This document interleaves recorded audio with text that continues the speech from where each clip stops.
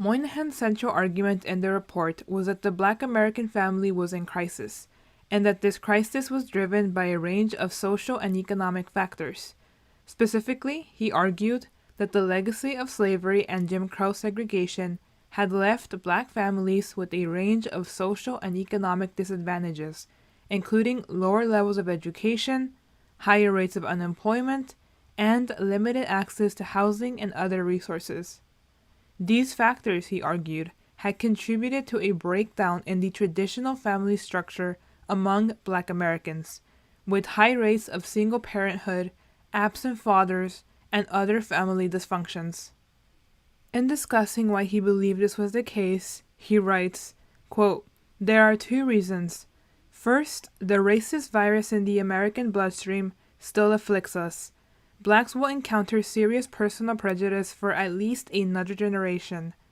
Second, 3 centuries of sometimes unimaginable mistreatment have taken their toll on the Black people.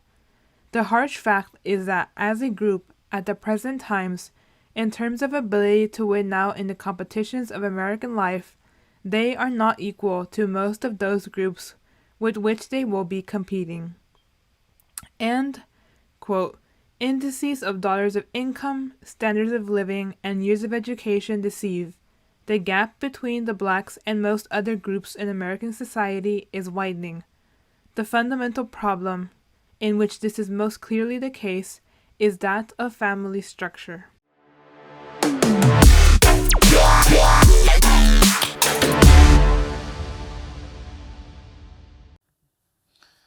Before we begin, please make sure you like, subscribe, and share this video. This video is going to be a good one because it's going to talk about why especially Black men are one of the poorest in America. Now, Blacks in general are about 38% above the poverty rate, I believe. However, Black men tend to be the poorest, and probably the poorest in America, period.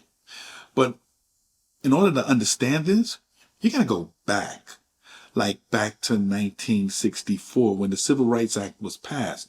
So let me see if I can get this all together so that you guys can understand what I see and where I'm coming from. In 1964, Lyndon B. Johnson signed the Civil Rights Act.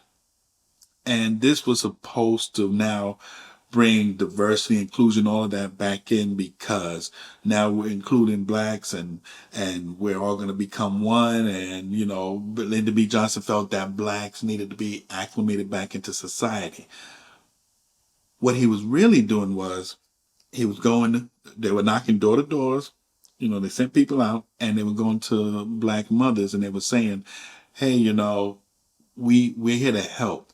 You're going to get, basically it was a trial period for socialism. So they were giving the mothers free money, housing, medical. They were getting all of this.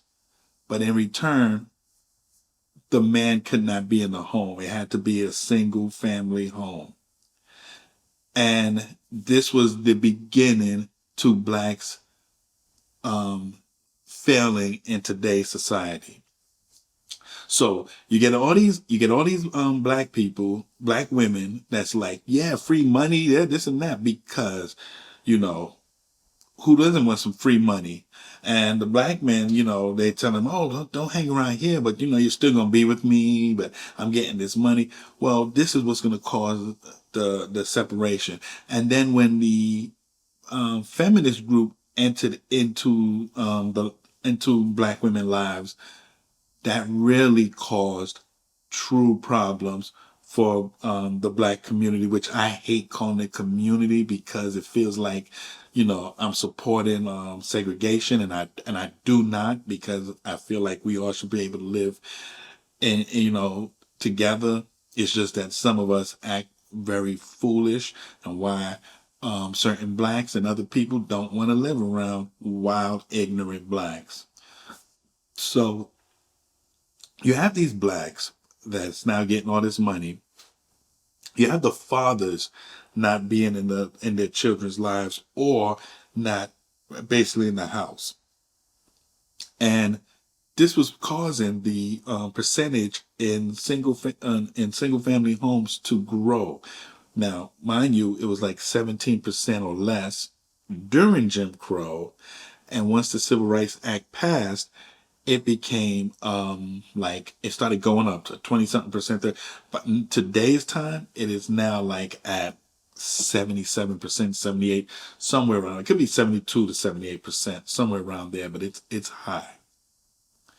And but back then, we started to experience redlining, um, poverty, high crime, because what they did was they took the blacks, especially the ones in the South, and they moved them to the North into the Democrat stronghold, and they started to put them, you could come in our area, but you got to live here, and they put them in like what they call redliners. So they were in their little ghettos, and blacks grew up, started living there, and it started to become deplorable. It started to fail. Sometime I cannot remember the year. Patrick Moynihan came out, and he came out with a report. And this report was he came out with this report, and this report was known as what it was called the Negro Family, the Case for National Action. And he came out with this report because he saw with his own eyes the destruction of the nucleus family and in the black culture, in the black community. And so he came out with this report to say that, hey, listen, we need to address this immediately because the gap is widening. So blacks were here, and now the gap is going to start widening with whites and everybody else. And mind you, in 1965, Lyndon B. Johnson then did the Immigration and Naturalization Act. He didn't do it because, hey, let's try to build America, bring in the best people, let them do it the legal way, bring in the best, and let's help build America. No, he did it to open the borders, to let people come in, because blacks were second in population. And during Jim Crow, blacks were very creative, very successful, even though they were not financially the best. But they did things that stunned everybody. They created their own schools, hotels. They did all of that. And they did it with the little money they had. The community invested in these people's success. And that's how blacks were successful during Jim Crow. So please, I don't want people to think that I'm saying, oh, blacks were doing great during Jim Crow, like I supported Jim Crow. No, what I'm saying is through the struggles, blacks found a way to be successful, even though they had a lot against them. Segregation, racism, all of that. They still had a lot. Even though they still had a lot against them, they were still successful. And so blacks today, when he did that, it started to weaken the um, the black population, and it also started to make competition for jobs even harder. So Patrick Moynihan seen this. He put out this report to say, "Hey, we need to address this." But you had people like Martin Luther King who who did not agree with this. Now, there's a lot to say about Martin Luther King, but first let me say that Martin Luther King said that it is not the structure of African American families that destroyed black communities, but rather the concept and ideals that permeate American society. So Martin Luther King did not feel that what Patrick Moynihan was saying was correct, and because of that, it started the decline of the so-called black community. Now, Martin Luther King, Martin Luther King, he was and now that the facts are coming out, Martin Luther King was not only a communist, he was a Marxist. Okay, he indulged in a lot of extracurricular activities outside the home. He dealt with a lot of orgies and all kind of stuff. Martin Luther King, though he had great ambitions and did a lot to bring more attention to black plight, he was still not that type. He wasn't that kind of role model where we all could say, "Hey, we want to be like him." And people like Jesse Jackson and all that, they wanted to hide this because they knew that if the public would have seen the real Martin Luther King, then there would have been serious problems. And I'm a person that, I'm trust me, I'm no saint. I have my bad side that's in the closet and so forth. However, I'm always willing to talk about it and talk about my past life and things like that. Martin Luther King, when he passed away, this lifestyle was to be hidden, but it's now coming out because they had the goods on him. They had the receipts.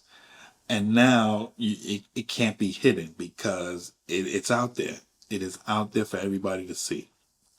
So Martin Luther King was against it, and it it started to open up the doors for some of these extreme feminist groups, and they came in, and there was a black woman named Nikki Giovanni, and Nikki Giovanni was, I guess she wanted to call herself a black feminist, and she basically said things like she hated white people and all this other crap, but she was really against men, and quite honestly against black men.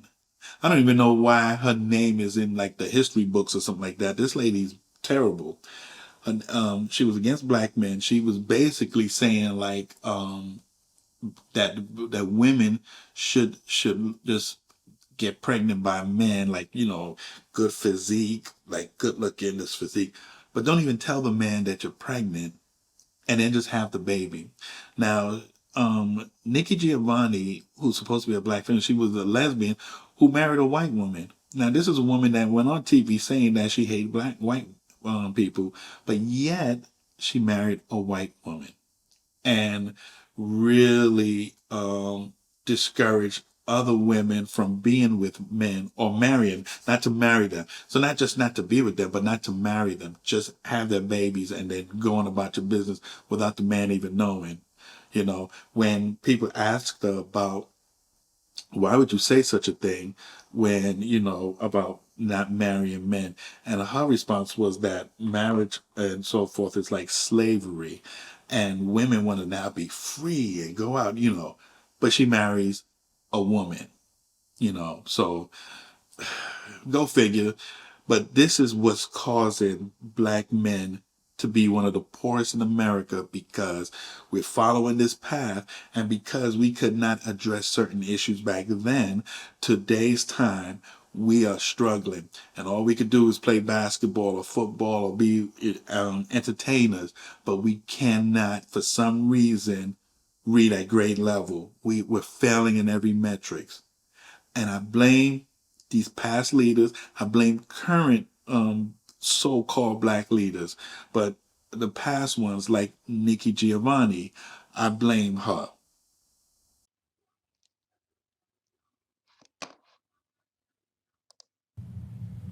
I think that the only thing that's changed in the last, since Martin Luther King, since 54, I think the only thing that's really changed is the black woman.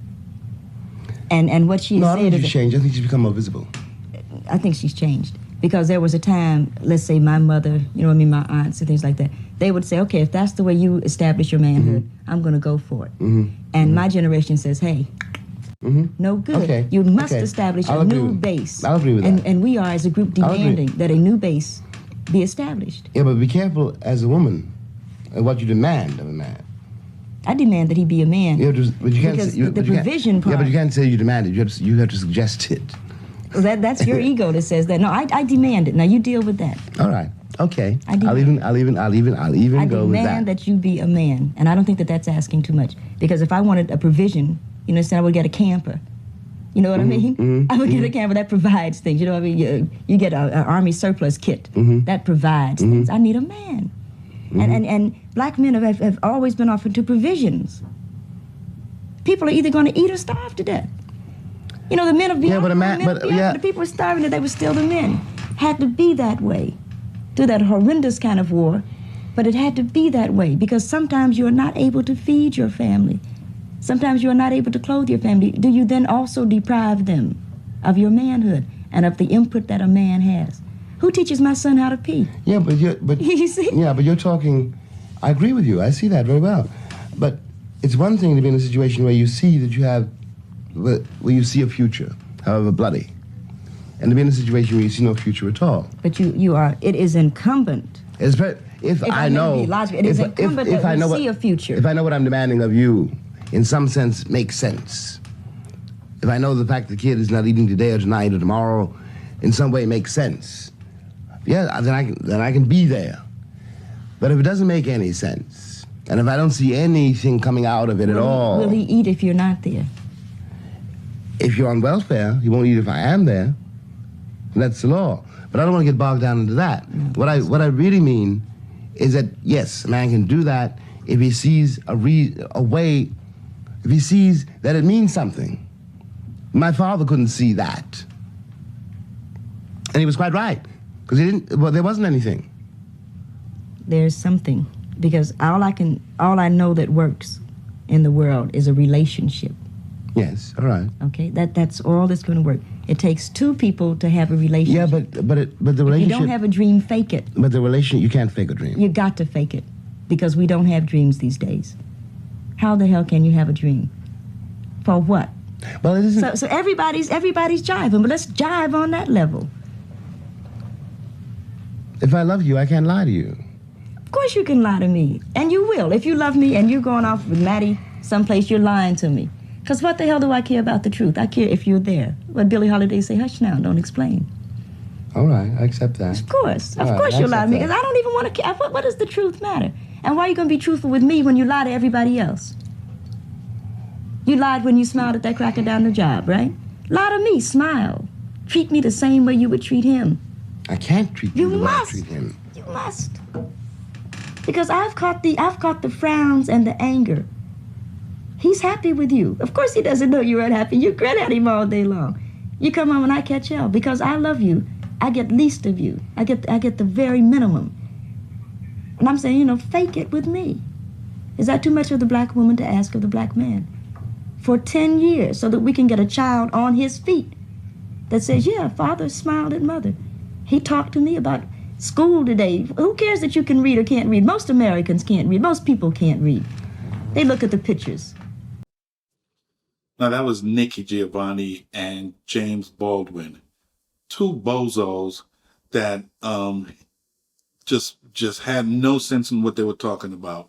Because in today's time now, we're struggling more than we were. In fact, I would say that blacks are more poor now, in a sense that we don't have that type of unity and growth and support compared to how we were during Jim Crow. And when you got somebody like Nikki Giovanni who is claiming to be talking about racism, but yet gives messages that is telling women generally to not even be with men. And James Baldwin, he's gay, but he's all over the place. I don't even know sometimes what James Baldwin be talking about. He sounds more angry than sensible. I don't know. And I don't know how we continue to fall for it. But that's these leaders. And that's the slippery slope that I talk about, where which now cause black people to be still at the bottom in poverty, but black men to be one of the poorest. In fact, if not the poorest in America. Okay. And you'll see videos after videos of black men struggling through child support, housing. It's really sad because the system and Bill Clinton did not help when he did the Welfare Reform Act, which made women, if you wanted some like welfare, you wanted some type of social service, you had to give up the men where they would go and harass him. And if he couldn't pay because the pay was not as great as it is now, but it wasn't that great, he would then either lose his driver's license or something or go to jail. Now, if you take it, you have jobs where you could be a truck driver. I don't know, jobs that you need to show your ID. We have something now called an I-9. And most people have to give these IDs, but most blacks cannot get these IDs. And so when you hear people talking about racism and people can't get it, no, most black men cannot get these IDs because there's a lot of things that's holding them back from getting it. Once again, child support, other payments, and their wages are garnished. They're held from even being able to drive a car. So they have more problems getting to work. And so the system is really backwards. And back then they did everything to accommodate black women, and black women don't seem to understand this. So they take all the benefits. You know, they go online and they'll see like miles of scholarships for black women, you know, but you'll see nothing for black men. Okay. We're not encouraging more black men to go to school, get an education, or go to trade school. Some of them can't. And now what happens is you put black people into this neighborhood where they're stuck. Black men are poor. The fathers aren't home because the system is so jacked up. And then these kids grow up and then they join gangs. And then instead of using their brain to say, hey, I want to be a doctor or a lawyer, or I want to know, what they're doing is they are going into crime, following a bad life at young ages. And they're shooting, they're killing, they're robbing and stealing, you know, selling drugs. It's really bad. And so now here's this stereotype where you see a black person go into a store, he's automatically being watched because, and I'm sorry to say it, and it's true, black people do be stealing. Not saying that white people don't steal or anybody else, but black people do steal a lot. And so these are stuff that have to be addressed. You know, they used to have this saying, if you want to hide your money from a black person, put it in a book. Because we don't want to read. We don't want to learn how to read. I've had black people tell me, you don't need to get an education to succeed in life. You know, things like that. You need an education so you can have some common sense. You know, make the right decision, make right choices, things like that. You need an education. And I would even push it that you got to have college education, go to a trade school, but you know, but learn something, because we're failing in every metrics, and black men are the ones that's leading the way in failure. I don't need men to protect me. Actually, you do need men to protect you. Really? From who? Other men? So How you still many need times men I've to protect protected you. So you still myself? need men- You need them to protect you. I don't need you guys to protect Can me. you stop interrupting? Talk, I'm done. So two things. First, you absolutely do need men to protect you. This may be by proxy, either through the military or through law enforcement officers. I'm assuming if somebody you know were to be murdered murdered, you would not just protect yourself, you would not investigate it yourself, you would appeal to who? Primarily men. I would appeal to law enforcement as a whole, not to specifically men in law enforcement. And to be quite honest with you, if I need protection, if I own a gun, I don't need your muscles. I can handle it. Here's the thing. I need tools. I don't need men. I need tools, and men hoard all the tools and resources, so I have to ask you guys for those tools. So she gets up and she says, Patrick, this is very hard for me to say this. And let me tell you why it's very hard. I said, what's that? She says, ever since in high school, I wanted to prove to men that I can beat them. So when I graduated high school and college, I opened up my salon. We do very well. I've made millions of dollars. My people and my work that work at the salon, they do very well for themselves. I drive a nice car. I have a nice house. I have money. I have millions. I don't worry about any of that stuff. You know what decision I made last night? I said, what's that? She says, I want a husband. I no longer want to compete with men. I need them. And I'm like, what? She's saying this in front of 2,000 people with her sister sitting right next to her. Wow. And now she's getting emotional. How many 65-year-old women do we have to hear saying that I marched with the feminist movement and I bought into the fact that men are the enemy? I've never been married. I'm alone and I'm miserable and I wish I would have never bought into that philosophy. So I played both of those videos for a reason. You see one female that's saying, I don't need a man. I just need the resources, claiming that we're hoarding all the resources. I don't know where she got that from, but it's obvious that men mean nothing to her. Then you have Patrick Bay David talking about a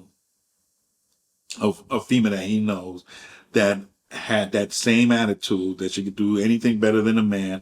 And as she got older, I think he said she was 65, she turned around and said, I need a man. So I think this is where the problem comes in, is that when Lyndon B. Johnson started the Great Society and basically destroyed the family home, especially for blacks. And then you had the extreme feminist groups who came in and told women, especially black women, that they don't need a man, that they can do anything better than a man, and so forth. It started the downfall. And now, basically, all men and women are going through this problem. But the reason why this should be focused on blacks is because blacks are at the bottom of the totem pole. We're failing in every metrics. We lead in high school dropouts, poverty, prison population.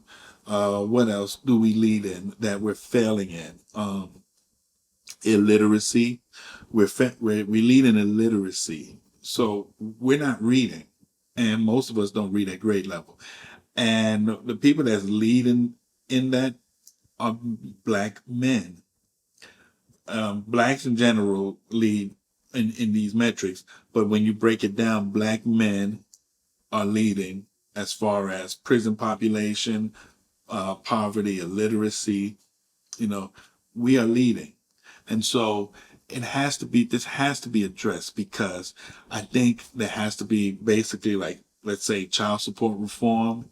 There has to be, I know they did prison reform, criminal justice reform, but now we have to look at prison reform, because we're only 13% in population. I think black men are 7%. I think in black women are 6%, something to that effect. And yet we lead in prison population. That makes no sense. 13% population, and yet we lead in prison population. Also, from 0 to 35, the number one cause of death for blacks, it's homicide. And sorry to say, we are committing a homicide to ourselves. So that's why the population is stagnant. So these are topics that really have to be addressed. It's really sad. And I'm open to anybody who disagrees with me or would like to dive in deeper into this conversation, because it's really a problem. It is really a problem that that we even have to have this kind of discussion, but at least it's a discussion that needs to happen, and we need to figure out how we can make things better. So it really breaks my heart, but you have to be honest with things, and we're not looking good, and we need to really make some changes. So don't forget, like, subscribe, and share this video. I really enjoy doing this. I hope you guys are enjoying it, and I'll be back with something else. I'm still gonna do the Bill Clinton thing, because people really got fooled by his game. He's a good orator, but a con artist. Bill Clinton, the Clintons in general, they are con artists. So you guys have a great evening. I'll be back with another video. Peace.